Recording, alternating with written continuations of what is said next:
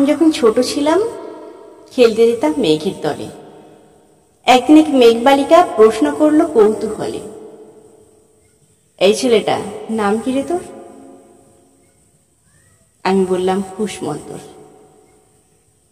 মেঘবালিকা রেগে যাবেন, মিথ্যে কথা, নাম কি এমন হয় কখনো?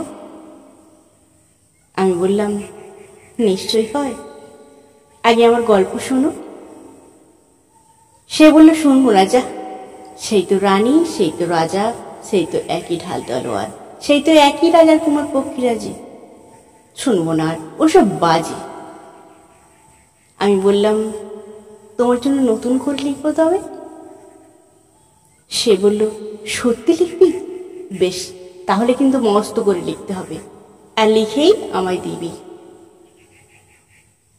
আমি বললাম তোমার জন্য লিখতে পারি এক পৃথিবী।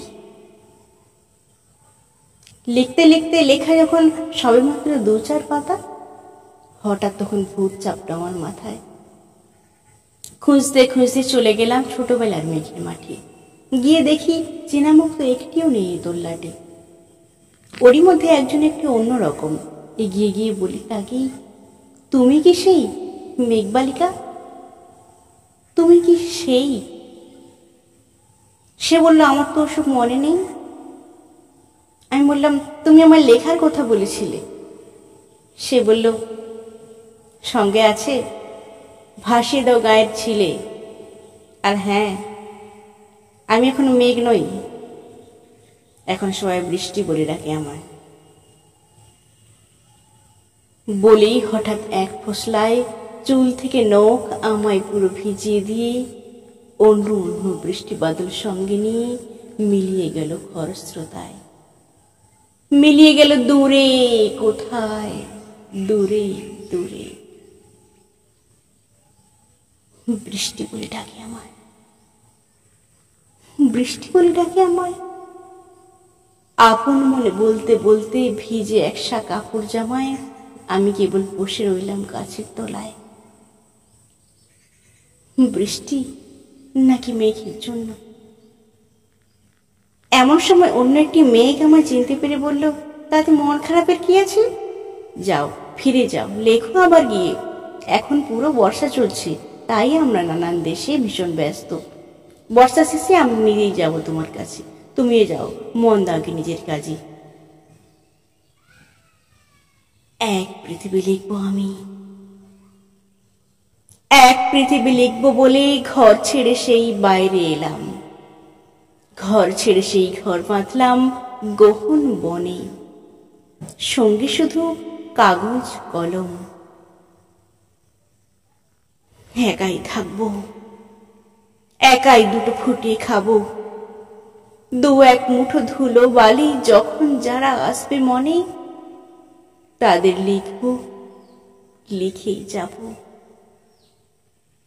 এক পৃথিবীর 100 রকম স্বপ্ন দেখার সাধ্য থাকবে যেরূপ কথার, সেরূপ কথা আমার একার। ঘাড় গুঁজে দিন লিখতে লিখতে, ঘাড় গুঁজে রাত লিখতে লিখতে, মুছেছে দিন, মুছেছে রাত।